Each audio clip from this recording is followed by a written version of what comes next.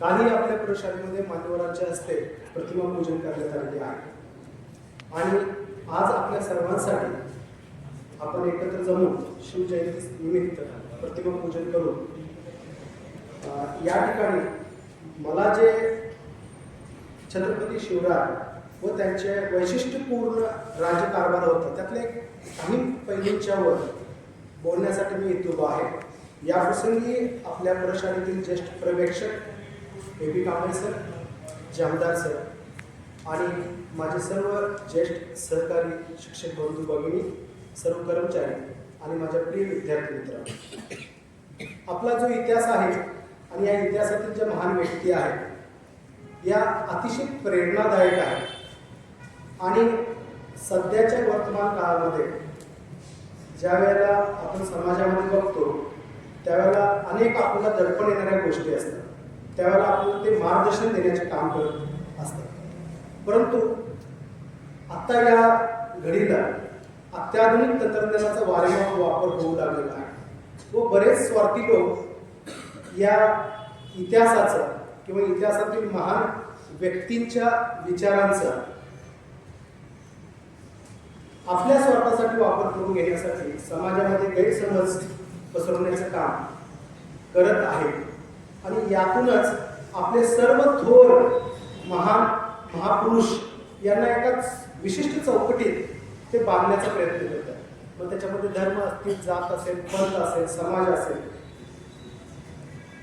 ते महान व्यक्ती हे सीमित करण्याचा प्रयत्न करत असतात आणि याचमुळं आपण सर्वांनी धर्म, जात, पंथ, भाषा, प्राण याच्या पलीकडे जाऊन आपल्या मनातील सर्व अभिनिवेश, भावभावना या बाजूला सारून खास करून या पराक्रमी तर होतेच, त्याचबरोबर ते कर्तव्यदक्ष, चाणाक्ष, दूरदृष्टी असणारे द्रष्टे राजे होते, धोरणकर्ते होते आणि त्याच वेळेला कुटुंब वत्सल, रयतप्रेमी, न्यायी, संयमी, शांत व्यक्तिमत्व असलेलं असं बहुआयामी व्यक्तिमत्व होतं। मित्रांनो, 19 फेब्रुवारी 1630 ते 3 एप्रिल 1680 या अवघ्या 50 वर्षाच्या कालावधीमध्ये आपण जेव्हा शिवरायांचा जीवनपट पाहतो त्यावेळेला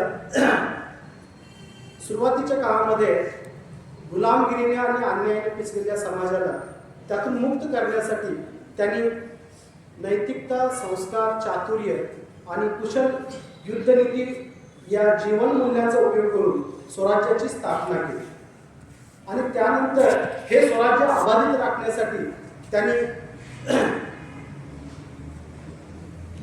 स्वातंत्र्य, समता, स्त्रीवाद, मानवतावाद व पर्यावरणवाद या आधुनिक मूल्यांचा वापर करून आपलं स्वराज्य कसं दीर्घकाळ टिकेल याची काळजी सुद्धा घेतली। आपल्याला माहित आहे की आपला भारत देश बहुभाषिक आहे, बहुप्रांतीय आहे, बहुधार्मिक आहे आणि अशा देशाला एकत्र बांधून ठेवण्यासाठी शिवरायांच्या या जीवन मूल्यांचा व आधुनिक मूल्यांचा वापर करून डॉक्टर बाबासाहेब आंबेडकरांनी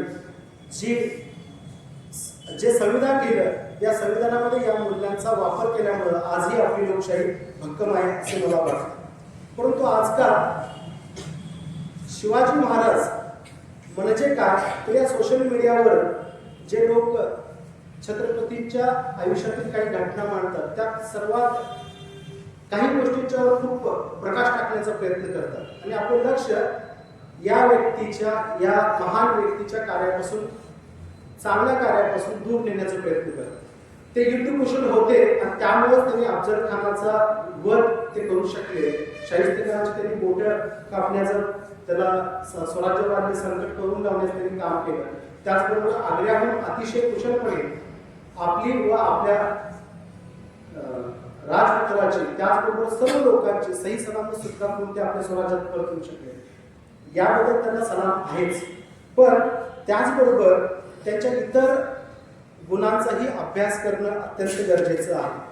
बघा, राज्यकारभाराच्या केंद्रस्थानी प्रजेचे कल्याण हे ठेवण्यासाठी ठेवून छत्रपतींनी ते स्वतः पर्यावरण तज्ञ, जलनीती तज्ञ, कृषी तज्ञ व स्त्रीचा माते सन्मान करणारे चारित्र्य संपन्न राजे होते हे त्यांच्या कार्यातून दाखवून दिले। ते निसर्गप्रेमी दूरदृष्टी लाभलेले एक प्रशासक होते. त्यांच्या राज्यात जंगल, पर्वत, जलस्रोत व प्राण्यांचे संरक्षण यांना खूप महत्त्व होते. आणि यावरून आपलं हा जो त्यांचा गुण आहे की पर्यावरणाविषयी किंवा निसर्गाविषयी प्रेम किंवा त्याचं महत्त्वाची जाण ज्या राजाला होती असे ते राजे होते. आणि ज्या वेळेला त्यांना किल्ले बांधायचे असत त्यावेळेला कोणत्याही पर्वतावरती गेले किंवा डोंगरावरती गेले की त्या डोंगराची निरीक्षण करणे, त्या ठिकाणी पाण्याची काय सोय आहे याचा अभ्यास करणे आणि त्या ठिकाणी गड किल्ले बांधत असताना सर्वप्रथम पाण्याची सोय. आणि मित्रांनो, त्या प्रत्येक गडावर आजही आपण गेलो तर आपला अतिशय शुद्ध, थंडगार आणि आपण गड चढण्यासाठी आपला जो दम लागतो किंवा आपली जी एनर्जी वाया जाते, खर्ची पडते, त्यानंतर आपल्याला थोडं आराम मिळण्यासाठी तिथलं पाणी पिल्यानंतर एका झटक्यात आपला थकवा निघून जातो. ही किमया करणारे राजे यांनी आपल्या सर्व मावळ्यांना सक्त सूचना दिल्या होत्या की गडावर ज्या वेळेला आपण एखादं टाकं पाण्याचं तयार करू, एखादी विहीर तलाव तयार करू, त्यावेळेस त्या ठिकाणी सुरुंगाचा उपयोग करू नका. त्या विहिरी किंवा ते सगळे पाण्याचे स्रोत हे पहाडीने खोदलेले आहेत असं इतिहासकार सांगतात. त्याचं कारण महाराजांना तेथील नैसर्गिक पाण्याचे स्रोत हे अबाधित ठेवायचे होते. त्याचबरोबर ज्या डोंगरावर किंवा ज्या पर्वतावर हा किल्ला बांधला जाणार होता त्याचा पाया पण भक्कम राहिला पाहिजे. आणि त्याचबरोबर त्या ठिकाणचे जंगल जे होतं ते जंगलाचा उपयोग फक्त लाकूड फाटा मिळवण्यासाठी किंवा इंधनासाठी केला जात नव्हता. तर हे जंगल म्हणजे त्या किल्ल्याचे किंवा स्वराज्याचे हे संरक्षक गड आहे, भिंत आहे, हे त्यांना माहीत होतं. आणि पर्यावरणामधील जंगलांचं महत्त्व त्यांना चांगल्या पद्धतीने माहिती होतं. आणि हे अबाधित ठेवण्यासाठी त्यांनी खूप कडक कायदेही केले होते. ज्यावेळेला स्वराज्याच्या निर्मितीसाठी ज्यावेळेला लाकूड फाटा किंवा बांधकामासाठी लाकडाची गरज असायची त्यावेळेला एक झाड तोडलं की त्याच्या बदल्यात इतर अनेक झाड लावण्याचे व त्याचे संवर्धन करण्याचे कडक कायदा त्या काळात होता. महाराजांचा अभ्यास एवढा सूक्ष्म होता की आरमारासाठी, बांधकामासाठी, किल्ले बांधण्यासाठी जे लाकूड लागणार आहे ते लाकूड कोणत्या पद्धतीचं पाहिजे त्याची त्याच झाडांची वृक्ष लागवड ते करण्यास सांगत असत.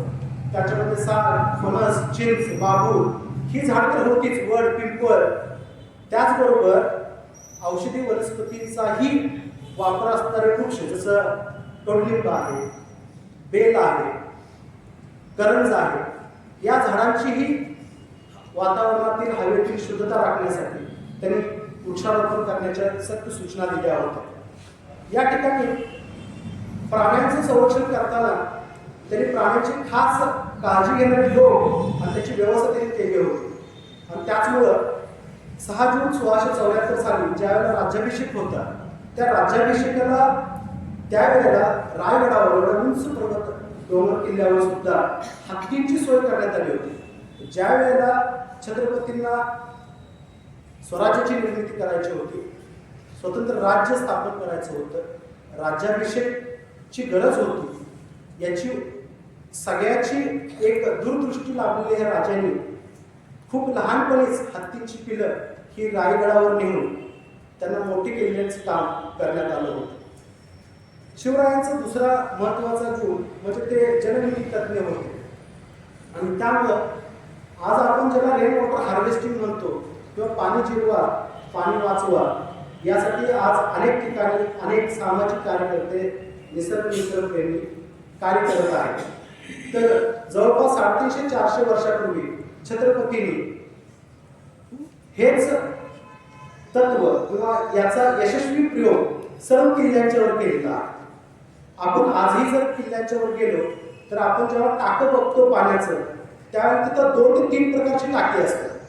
एक पाणी प्राण्यांसाठी किंवा वापरासाठी वापरणारं टाकं, दुसरं पिण्यासाठीचं असे, आणि तिसरं जे टाकं असतं ज्या वेळेला पावसाळा सुरू असतो, मान्सून सुरू असतो त्यावेळेला पावसाचं पाणी हे त्या टाक्यांच्या मध्ये साठवलं जातं. आणि या सर्वांचं परकीय आक्रमणाच्या वेळेला तो डोळ्याच्यापासून संरक्षण होण्यासाठी हे सगळे अंडरग्राऊंड असलेले आहे. याचं उत्तम उदाहरण जर तुम्हाला बघायचं असेल तर आजही प्रचितगडावर या 3-4 प्रकारची टाकी आपल्याला बघायला मिळतात. जरी किल्ला आज तिथं किल्ल्याचे अवशेष नाही आहेत, आपण आज जर त्या गडावर गेलो तर आपल्याला त्या ठिकाणी प्रचंड मोठा ढीग दिसतो किंवा डोंगर दिसतो, पण त्या ठिकाणी आपल्याला पाण्याची सोय उत्तम असलेली बघायला मिळते. आणि याचं दुसरं उदाहरण जर बघायचं असेल तर हरिश्चंद्र गडावरती आजही अंडरग्राऊंड तळमजल्यावरती आज सुंदरशी मूर्ती आहे, शिवलिंग आहे आणि खूप मोठं, म्हणजे आता आपण जे बसलोय या चौका एवढा मोठा त्या ठिकाणी पाण्याचा स्त्रोत किंवा पाण्याची सोय केलेली आहे. ते अंडरग्राऊंड आहे. वरून जरी तो गोळे जरी पडले तर ते पाण्याचा स्त्रोत सुरक्षित राहील याची पूर्ण काळजी महाराजांनी घेतलेली होती. आज आपल्याला माहिती आहे की उन्हाळा आला की आपल्या इथे पाण्याची कमतरता असते, खास करून इचलकरंजीमध्ये, आणि पावसाळा आला की महापुराचा त्रास होतो. आज आपल्याकडं आता आपण एआयचा उपयोग करायला सुरुवात केलेली आहे, पण अजूनही ही समस्या आपली सुटलेली नाही. आजही आपल्याकडे 8 दिवसाला पाणी येतं. म्हणजे 350-400 वर्षापूर्वी महाराजांची जलनीती आणि आत्ताची आधुनिक काळातील जलनीती याच्यामधला फरक तफावत आपल्याला कळून येईल. शिवरायांचा दुसरा पुढचा जो पैलू आहे त्याच्या राजकारभारातील तो म्हणजे स्त्री सन्मान. राजमाता जिजाऊंचा संस्कार हा खूप मोठ्या प्रमाणात आपल्या शिवरायांच्या राजकारभारावर दिसून येतो आणि स्त्रीचा सन्मान हा त्यांच्या स्वराज्यातील सर्वात मोठा आदर्श होता. याचं उदाहरण आपण अनेक व्याख्यानामध्ये भाषणामध्ये ऐकतो.